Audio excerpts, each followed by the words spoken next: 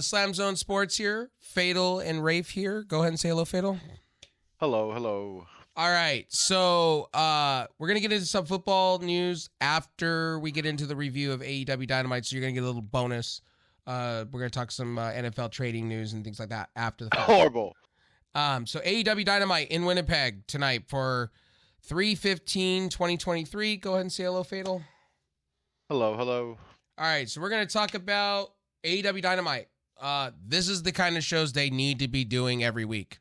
This is just how they need to be doing. Come out right after Big Bang Theory and just hit you with a home run promo from MJF and Jungle Boy and Sammy Guevara and Darby Allin. I think Darby Allin kind of stole the show with that one. The Bar Mitzvah thing was kind of cool. The Rebar Mitzvah was kind of cool. But literally Darby Allin. Re-bar mitzvah into a re-circumcision. I was dead. The whole cake thing, I knew the cake thing was happening. The minute the cake was introduced at the very beginning, and I went, oh, somebody's going into it. Somebody's getting embarrassed tonight. Somebody's getting it. The minutes they started getting on, they brought each wrestler out. The frame pasting was good.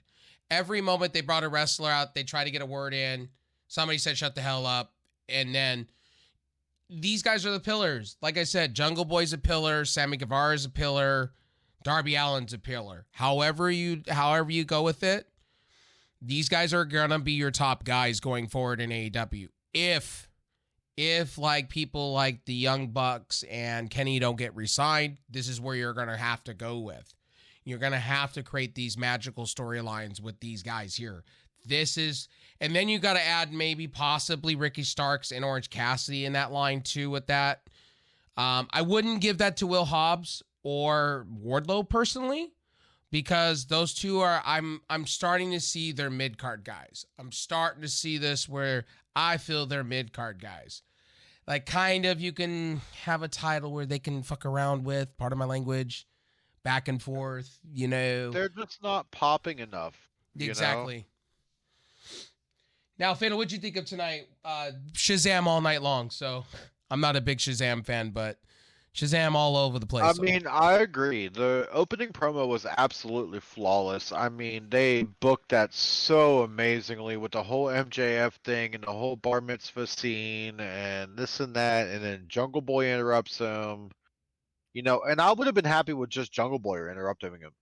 Honestly, like that promo that they gave to Jungle Boy to give, like that was just creme de la creme, and there was a lot of, you know, honesty in it. You know, MJF hasn't done a lot of the stuff that the other AEW talent has. He hasn't been on Dark. He hasn't been on Elevation. He hasn't been on Rampage. He's done less than 100 AEW main card matches. Well, they're treating him like a Conor McGregor in a way where I was kind of telling you this the other week. They're kind of treating it like UFC where he does special matches, but I get it to an extent, but you know, at the same time, maybe we're not seeing how many house shows he's been on. Maybe we're not seeing it. I get it, but at the same time, I'm like, what has he done on live television to really give him the right to put himself up on a pedestal like that? Yeah. Because you're putting yourself up on a high horse and you're like, hey, I'm better than you and you know it. You're literally doing that. It's not just a character anymore. You're literally trying to play that, and it's not believable because you haven't done anything for it yet. So reviews. You haven't been on any indies. You haven't been on any of this. You know, you're an AEW guy. So the reviews are out on the AEW house shows, and they're doing very well. Jeff Jarrett is having major success with them with Tony Khan, and they're putting on. Jeff Jarrett is an amazing promoter. Yeah, He's an amazing booker. He's just not a great wrestler. He could put on some good matches when he wants to, like good story. Like tonight, I will say this, to segue into it, the Orange Cassidy and Jeff Jarrett, it reminded me of what I loved about him in TNA, where you can have the circus act kind of match and kind of just sit there and go, this is a train wreck, but at the same time, it's funny, and you already know who's going to win. He put